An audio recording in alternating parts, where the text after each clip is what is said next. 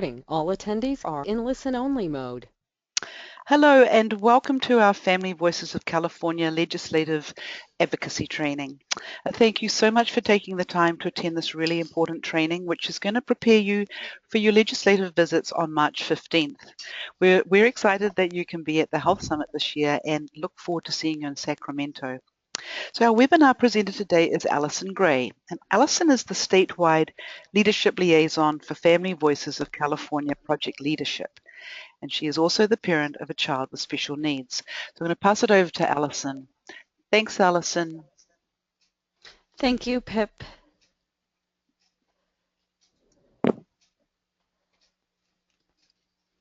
Okay.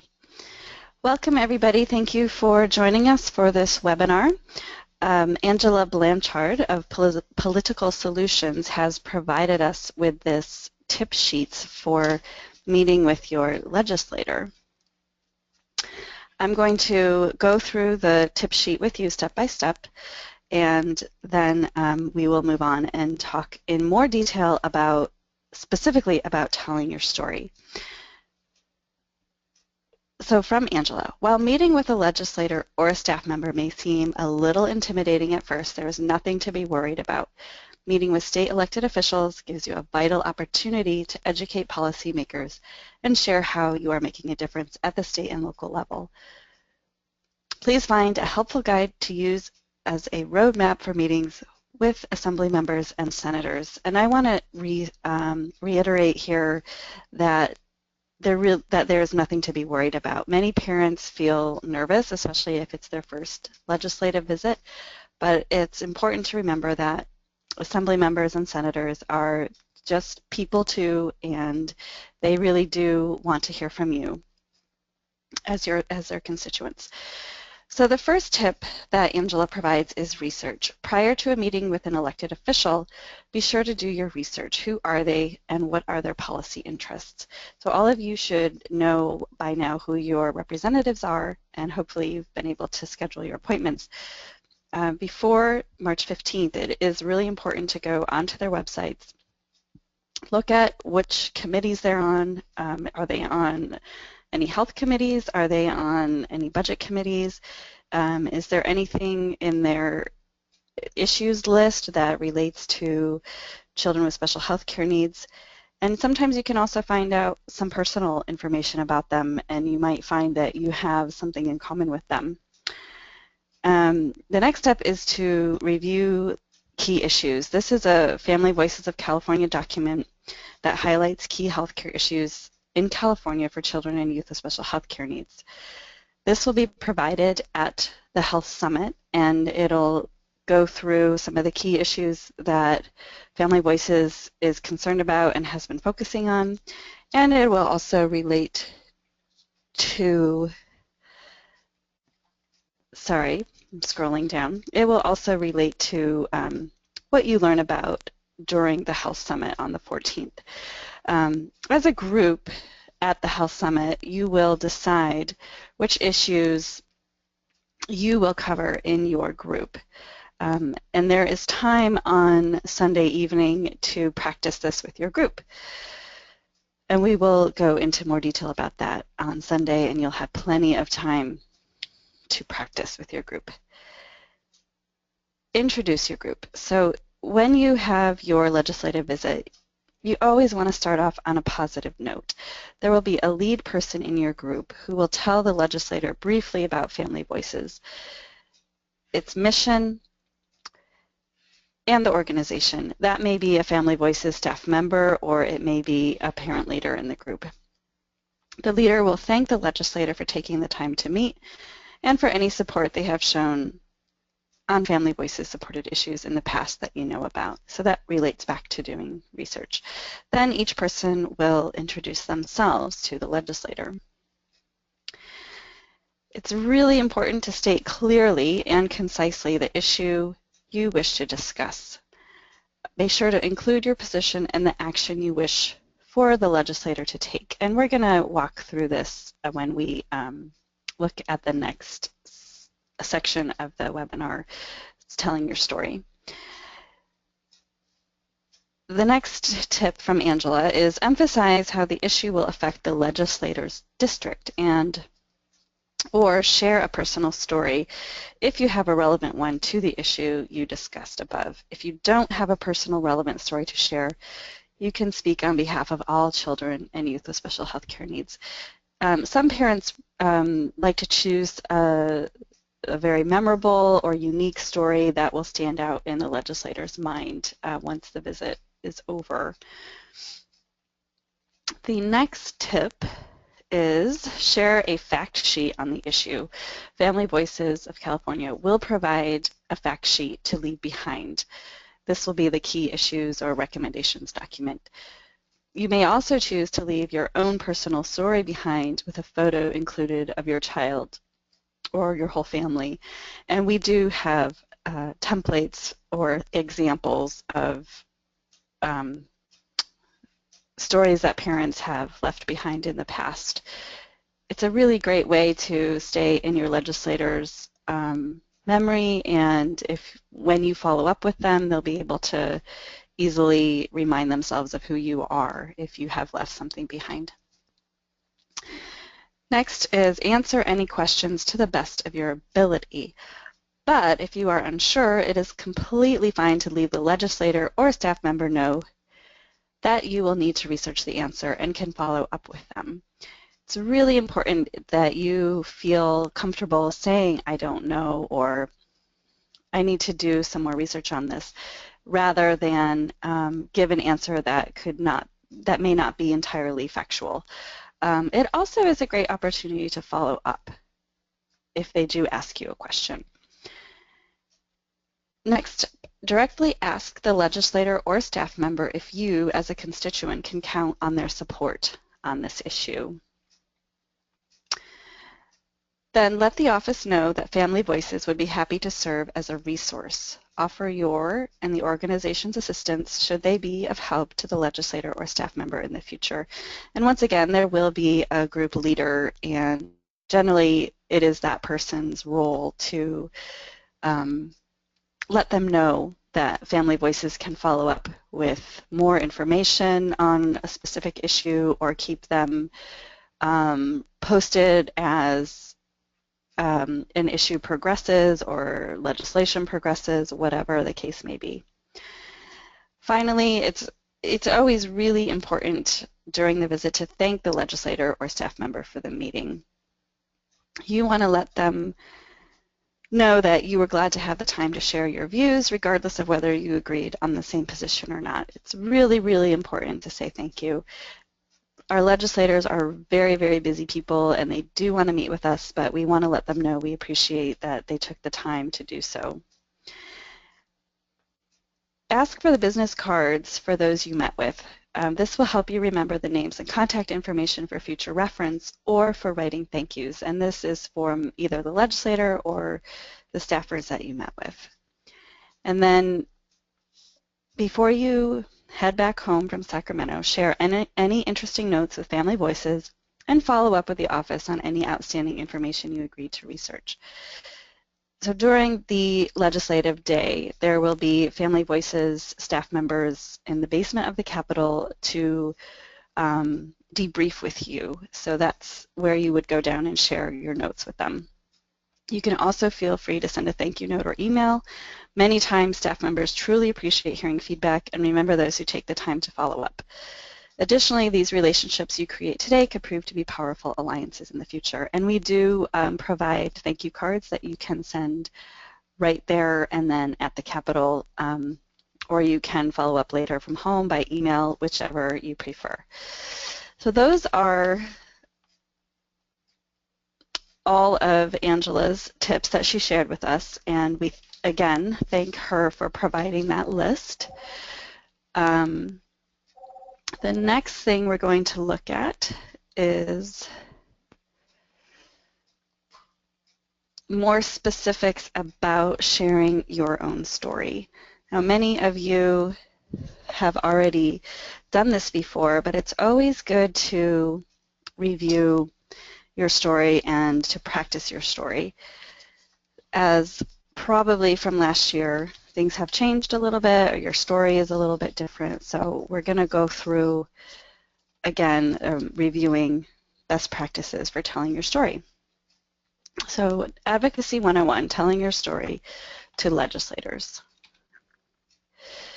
The purpose of this part of the webinar is to learn about or to review the importance of telling your story, developing a 1-minute story, and basic tips for presenting your story, and then other factors that you might need to consider during a legislative appointment.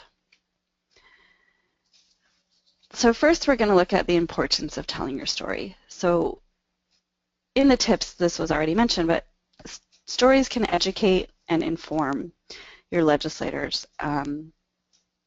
They can also create positive change around disabilities or special health care needs, the services and systems that our families use, and they can improve these systems and services as well. Next slide. So stories educate and inform by demonstrating that disabilities and medical conditions are part of the human experience. We have to remember that many legislators may not have experience with kids who have special health care needs or kids who have disabilities. And when we tell our stories to them, they have a better understanding of how we are affected and that it is just a part of everyday human experience. Stories can dispel myths about disabilities and some medical conditions. Again, a lot of people don't know, and that includes legislators, or they've heard stories and they have misconceptions about what certain conditions mean. And they can also give our legislators an understanding of what it is like to live with a disability or a medical condition on a day-to-day basis. Positive stories can create change by making abstract ideas real, personal, and concrete. They can also provide a connection between people, and they can demonstrate larger social successes and failures. Stories are a very effective way of communicating an issue or problem or an experience. Stories are a universal language that can appeal to people for a variety of reasons, and they can help connect policymakers to their constituents or other people, perhaps that might have similar life stories.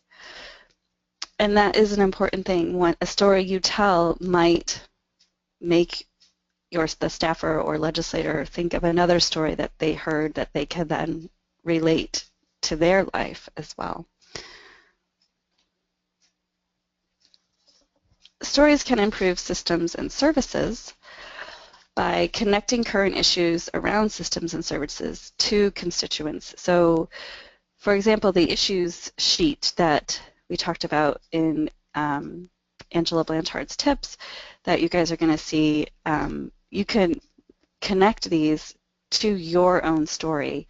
And there may be some issues that they know about and some that they don't know about that you'll also have to educate them about and then connect it to your personal story. Stories can also demonstrate impact, positive or negative, that changes to these systems and services can have on constituents. So you could give examples of how whatever the issue that you're focusing on is could impact your family. Okay, we're going to move into developing your story. So two of the most important things to consider when you're practicing your story is what is the purpose? And in this case, when you're going on a legislative visit for Family Voices of California, it's to connect your personal story to a current issue. And once again, you will have an opportunity to learn about these current issues both Sunday evening and Monday during the Health Summit, and have time to work on how you want to connect them. Secondly is the context. The context here is your legislator's office. Your audience is your state representative, whether it's your senator or assembly member, or you could be potentially visiting both of them. You will have a time limit, generally 1 to 3 minutes. This will depend on how long your visit is and how many people are in your group. And it's really important to respect that time limit, because if you have 5 people in your group, you want to make sure that each parent or caregiver has the opportunity to tell the story that they planned and practiced for.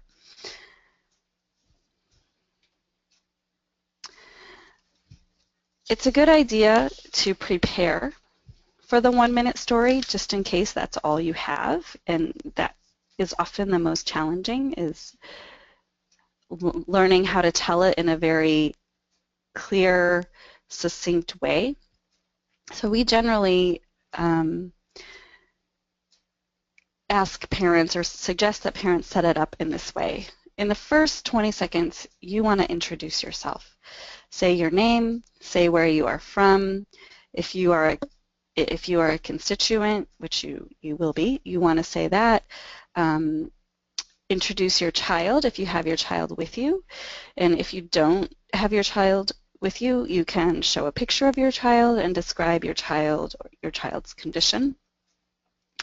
Your group leader will have already given the introduction about Family Voices of California before this, so you don't have to talk about Family Voices. In the next 20 seconds, you want to make your point. So which of the Family Voices of California key issues or recommendations did you choose with your group to talk about? Make your point, clarify your position on the issue, and then relate it back to how that issue impacts your family or all children who have special health care needs. If you have a little extra time, you can give a specific example. And then in the last 20 seconds, say thank you and explain why your legislator's support is important to the issue. You may make a request or recommendation, for example, ask them to support or oppose something. If there's not specific key legislation right now, it may be simply asking them to pay attention to this issue and say, you know, you'll follow up with information about the issue as things progress. Some basic tips, once again, I already mentioned, clear and concise is very important, and to keep things simple. You don't want to tell, you know, a long, meandering story or give every detail of your child's condition, because there's just not time. Again, we have to really think about the fact that this is a legislator, and that's the audience. That would change if it was, you know, you're telling your neighbor or a family member for the first time about your family, about your child and your child's condition. Respect the time limit. Once again, this is really important if you're part of a larger group and you're all sharing this limited time. If you practice telling your story, you will become better at telling it in 1 minute, 2 minutes, 3 minutes, whatever it is. Highlight your story with accessories. By accessories, we mean bringing a photo. You can see in the slide, this mother brought her iPad and used that to show photos. Some people print out photos. Some people like to draw up a care map to show how complex the care for their child is. You can leave a business card if you have one, and as I already mentioned, you can leave a printed copy of the story that you tell. And Family Voices will be leaving a folder with our key issues and other information about Family Voices. The next point is, do not talk about others without their permission. The special needs disabilities world is very small, and we don't want to say any names of people if we haven't already told if we haven't asked them for their permission in advance. Speak respectfully. You know, some parents, a lot of us, we have a lot of frustration around systems and services that aren't working well, but we don't want to blame or talk trash about anybody. This is an opportunity to give some factual information without sounding frustrated or too angry. Don't point fingers or personalize your attacks. That is related to speaking and not talking about other people as well. Know your style. Do you need note cards? Do you need an outline? Is it easiest for you if you simply read from a script? Can you just do it, you know, memorized from practicing the day before? So know your style and be prepared to have note cards or outline if you need it. As we talked about in Angela's tips, know your boundaries. It's okay to say, I don't know, if you don't have an exact answer to a question, or you can also say that's too personal if you're asked about something about your child's condition or your family that you don't feel comfortable sharing. And then be aware of your body language. Smile, make eye contact, use a clear voice. A lot of people like to have a bottle of water with them. I like the photo of this woman again. It looks like she's really engaged and using eye contact and, you know, has a nice smile on her face. Once again, a lot of parents or caregivers are nervous when they go to their legislators, and just a reminder that they really do want to hear from you. This is their job, and they are people too. Other factors to think about before a legislative visit is, one, the legislator's office. You can see in this photo that we were pretty cramped in this office, and if we have people in wheelchairs, you know, we want to make sure that everybody understands that it can be cramped, it can get hot. You want to have layers of clothing, you know, from outside to inside, from walking around the Capitol building into a legislator's office. The more comfortable you feel, the better the visit will be for you. Children, it's very effective to bring children with us to our legislative appointments. We just want to remind parents that you are responsible for your children while at the Capitol building and during appointments. I already mentioned clothing. You want to be comfortable. Good idea to have layers, wear comfortable shoes. You're going to be walking around the building quite a bit. Some offices are pretty far away from each other.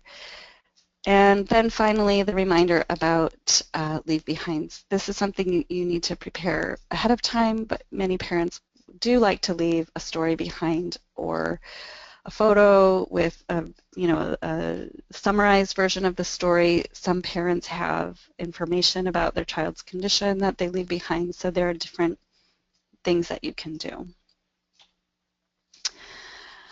Here is really good examples of the good way to tell your story and a not so good way to tell your story. And this was provided by Mike O'Day, who's the Associate Director of Health Policy at Children Now, from a presentation he did on tips for working with your legislators. And I'm going to briefly read through them because I think they're such good examples. The green one is the good example. Hello, Senator Smith. My name is Mike, and I live in San Francisco. Easy. He introduces himself and where he lives. My 2-year-old nephew has a rare neurological condition that makes it impossible for him to smile, and it's difficult for him to sip a straw or make certain sounds. So he describes his nephew and his nephew's condition. We're glad he gets therapies to help him, but the services he gets at his regional center have been so uncoordinated and chaotic. So then Mike goes on to describe difficulty with coordination of services and how this causes stress for the family, as he says next. It's very stressful for his parents to manage. To help address this, I'm asking that you, as committee chair, immediately act to make long overdue investments in the state's developmental system. So right there, he has made his recommendation or his request. Very succinct, very short, only details that are necessary for the legislator to understand the situation. Now let's look at the red story.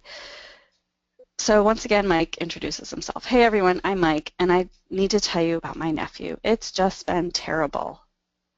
He's 2 and has a rare neurological condition. It's called Mobius syndrome, and only about 700 people in the country have it. So here he's again introduced himself and described his nephew's condition. However, already it's too much information for the purpose of this visit and for the legislator. One of the hallmarks is an inability to smile. In his case, his upper lip and palate are paralyzed, so he has trouble sipping a straw or making sounds he needs for his speech.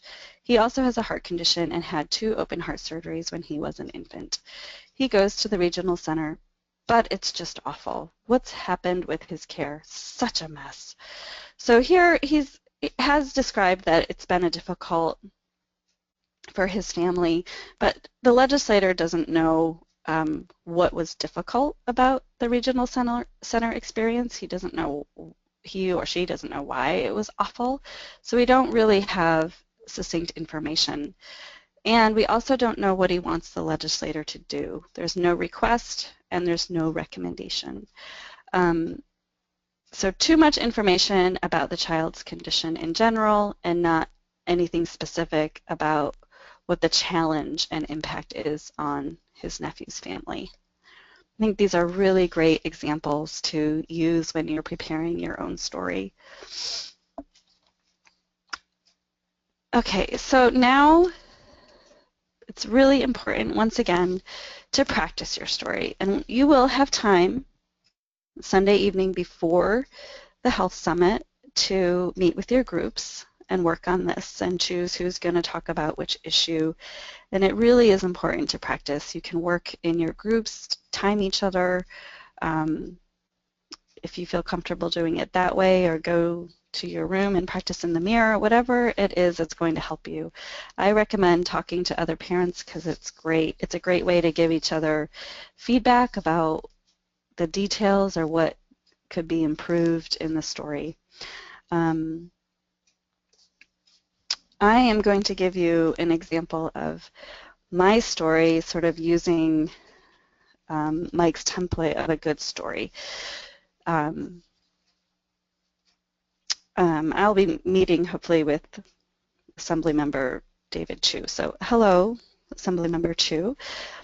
My name is Allison Gray. I'm from San Francisco. I am also the mother to a very resilient child with chromosomal disorder. Here is a picture of him. His chromosomal disorder in part means that he has behavioral and mental health challenges in addition to other physical, medical health needs. For our family, this has had a very stressful impact because there really are too few pediatric mental health providers, and many don't contract with insurance companies due to low reimbursement rates. I appreciate your attention to this issue and would like you to help ensure that families of children with special health care needs who suffer from mental health and behavioral health issues have access to expert care and services. Thank you. Okay, now it's your turn to practice your story. Thank you for joining us for this webinar, and we look forward to seeing you in Sacramento.